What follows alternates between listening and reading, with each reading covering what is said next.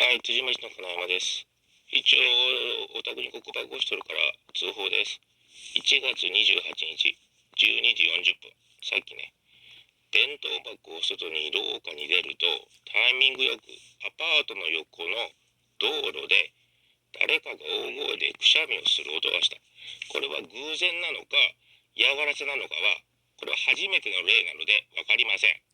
偶然かもしれませんが、お宅はこういうタイミングよくいろんなことをしてくるので、一応通報して録音し、告売の時に出します。これが2回3回こういうことが続いたら偶然じゃない。